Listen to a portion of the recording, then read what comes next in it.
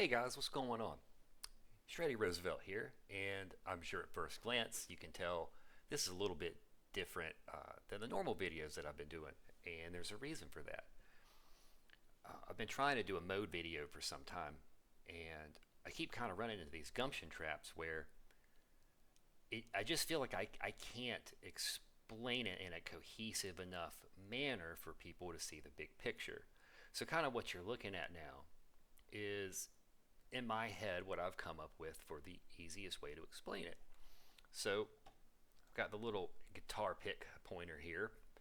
And so this here, that is a major pattern. You can see that there's a gap here, a gap here, a gap here, a gap here, no gap there. And then you can see up here, it's the exact same as this major pattern. And then over here I have a minor pattern. You can see that compared to the major pattern, the minor pattern here, there's no space here, there's no space there, and there's a space here. So what we're looking at is it's all the same pattern. So let me go in here and see interact, and then let's go ahead and take this off, and then we'll just throw this all the way. There we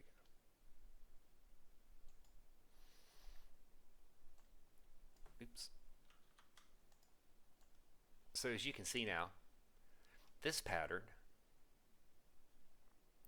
is here. This pattern is here. The colors are right on the major pattern, but it's different than this. So what happens if I go in and I change this to E minor? So let's see, a little difficult to operate. There we go, that's E, and then we are going to minor. There we go.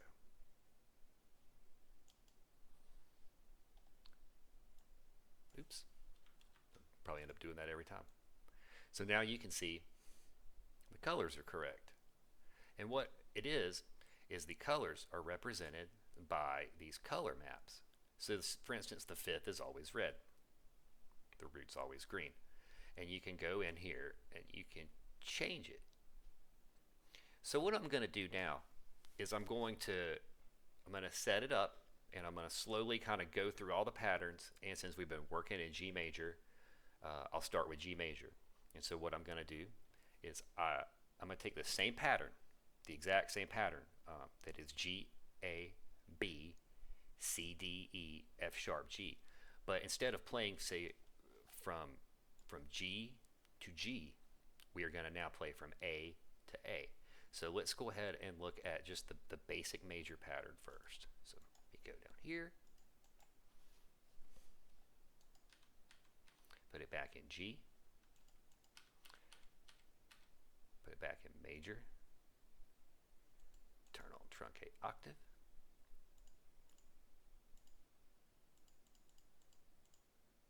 and here we go. Okay guys, so see this here. Oops. Oh, I'm so tired of doing that already. So this here is G major. Okay, and what we're going to do is we're going to go and we're going to switch it to the next mode. So we'll come in here.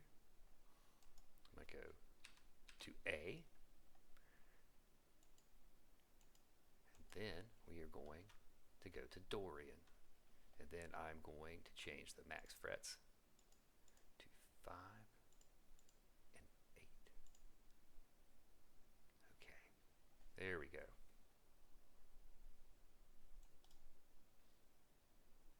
So now this pattern here, it looks like it's in between the major and the minor pattern. So if you look at the intervals, 1, 2, 3, 4, 5, 6, 7, the eighth or the octave, you can see that this is closest to a minor pattern, but it has a sharp sixth. Okay? And then as you can see with the intervals, So compared to a minor, the sixth is going to be major, so that's going to change chords. If you play through and you had a chord that was going to be using the F in a minor scale, it's now raised up to an F sharp, and it's just going to impact it down the line slightly and kind of change the feel of how the scale presents itself. So let's go through and let's switch it to Phrygian, which would be the next one. So I'm going to go to 7 and 10, B, Phrygian.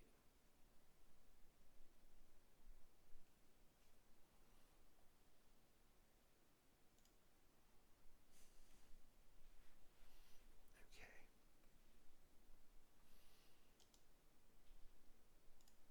So now we have B Phrygian. As you can see, it's again closest to a minor scale, but it has a flat second. This is one of my favorite patterns to play in. I just find it has a nice kind of exotic feel to it.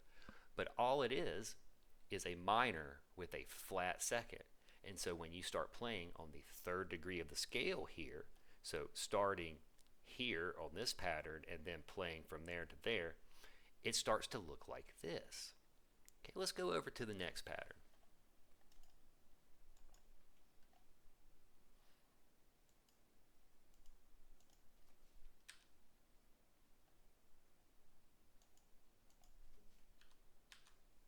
Oops. This is so hard to control. Oh, because I need to go back up to C. There we go.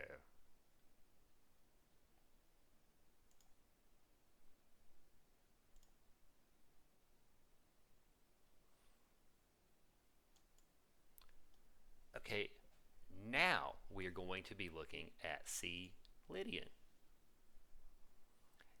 So as you can see, this is a major pattern, but it has a sharp fourth, and then it retains the major seventh. So see, in a regular major pattern, the note would be here, and you have this interesting tritone here off of the root note, and it just continues on and on this way.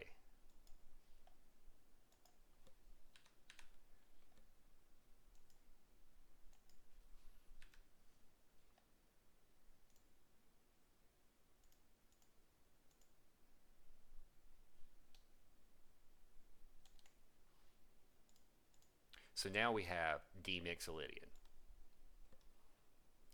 So you can see that this is, again, very similar to a major shape, but it has a flat seventh.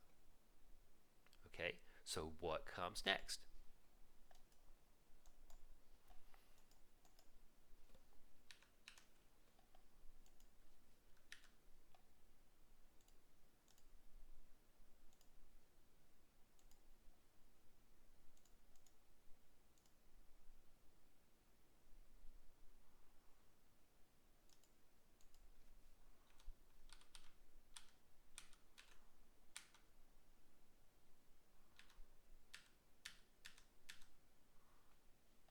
Okay.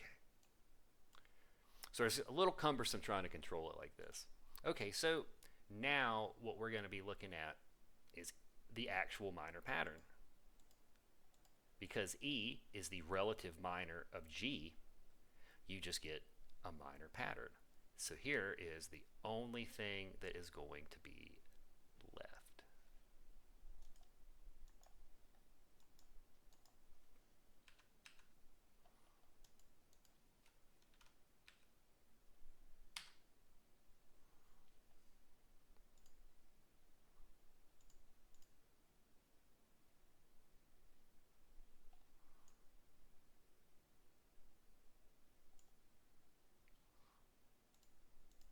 So this here is the final scale. And this is called the Locrian scale. I like using this one a lot too because it has this flat fifth. It's essentially a Phrygian scale, the Locrian mode, but it has this flat fifth here. So you can see it has a flat fifth and a flat second. And so what we have done is we have went through starting with this pattern, and we have seen the patterns from here to here, and then starting from this note and ending on that note, starting on this note, starting on this note, starting on this note, so on and so forth. And it develops these different patterns. Okay, so now what I'm going to do is I'm going to put this on the screen. This is a little graphic that I kind of come up with.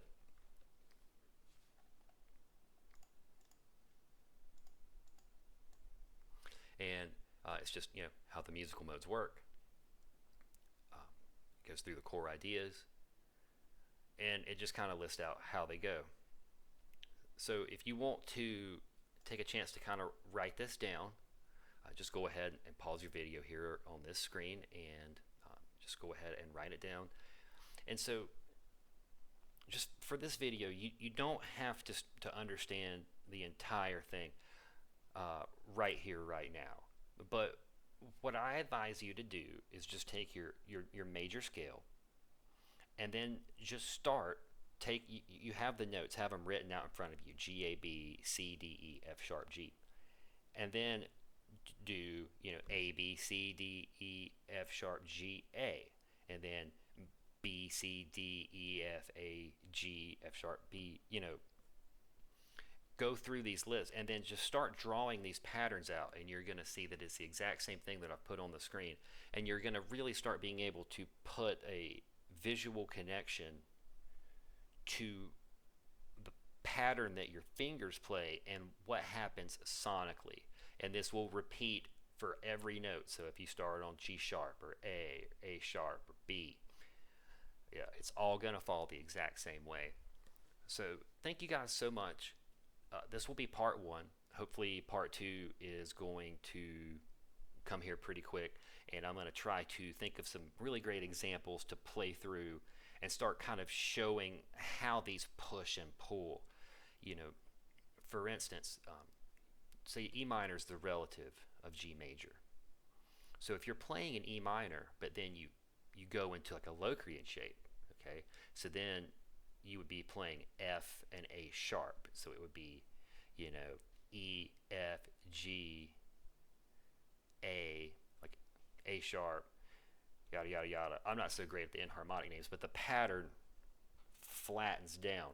And when you do that, if you're expressing that over a minor chord, it's going to have different harmonies, and you can push and pull in and out of it. So that might be something that you can begin to experiment with as well. With modes, you are at a point now where you have to begin picking and choosing as an artist how you feel that they should be used in different contexts. They simply exist and are there, but you can choose what works and sounds best for you. Because I like Locrian and Phrygian modes, you may like Mixolydian or Lydian modes. There may be different things that you find more musical and useful. So just practice over this. If you have any questions, feel free to comment or reach out to me, and I'm going to be getting to work on video number 2. So thank you guys so much for your time and attention, and best of luck with your shredding. Thanks again.